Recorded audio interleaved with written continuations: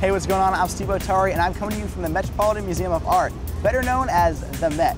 Some of you may recognize these stairs as the place where the kids from Gossip Girl hang out during their lunch break. We're here for a bit of a different reason, actually 2 million of them.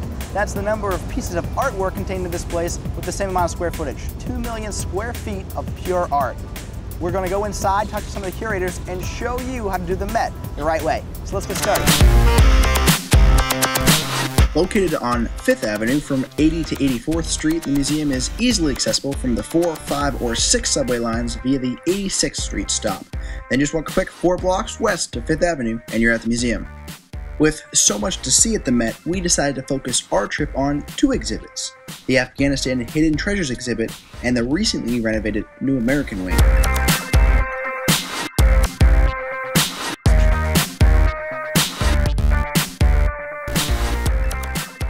We got the chance to talk to Dr. Denise Leidy, curator of the exhibit. I asked her to explain the larger-than-life story that surrounds the history of the exhibit. There are basically 4 sites in this exhibition, and 2 of them were found in the 30s by joint teams that were Afghani and French archaeologists. So for someone like me, you studied these sites as you learned about art history, as you learned the discipline. Then, because of all the civil war in Afghanistan, the little cha-cha with the Russians and the Taliban and all that kind of stuff, the museum in Kabul where these were housed was actually destroyed. And people went in and smashed all the art, which is absolutely unbelievable and appalling. It's just horrible. And what happened is some very brave curators hid some of the most famous things, didn't tell anyone where they were until it was safe to let the world know that these had been preserved. After all the pieces had been recovered, scholars from France, Afghanistan, and the United States pieced everything together, figuring out what it was, where it came from, and what to do with it next.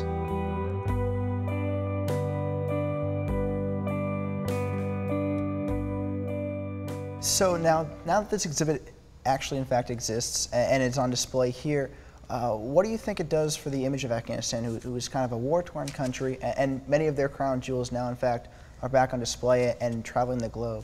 I hope, for most people, that it reminds us that this country that we see through the lens of current political strife is old and very, very sophisticated. And I hope for everyone that we start thinking again about the fact that we've always known about each other, and at various points in our history we've managed to get along.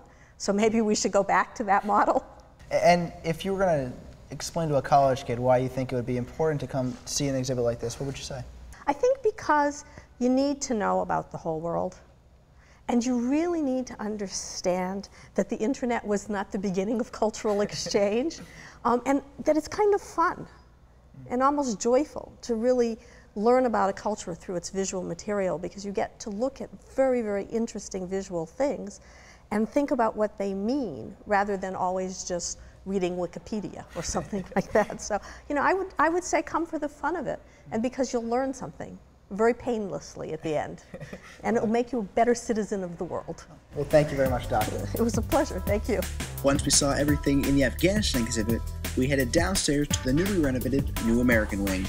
As soon as you enter the wing, you can't help but notice a huge facade of an old bank. That bank used to stand on Wall Street, but was disassembled in 1924 and donated to the Met. We chatted with Thayer Tolles, curator of the New American Wing.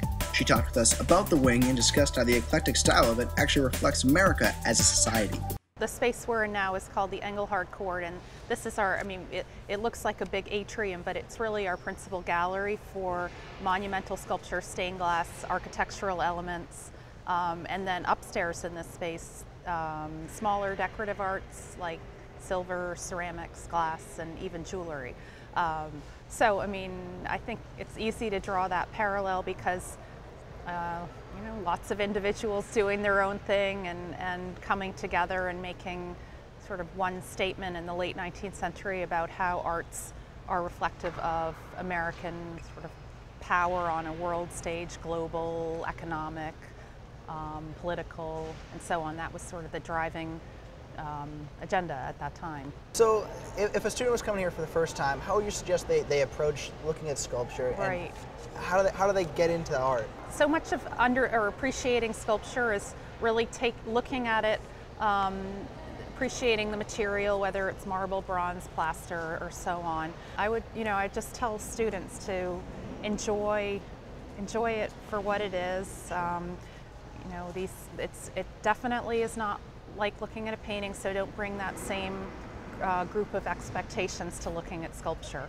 If students can pay more attention to public sculpture, that would be great, because it's everywhere, and it may not, you see a sculpture of a soldier in your town square and you just go by it, but maybe think about why it's there, and that would really sort of raise people's consciousness about why sculpture has been so important all along. Doctor, thank you so much. You're welcome. And it was very insightful, thank you. Great.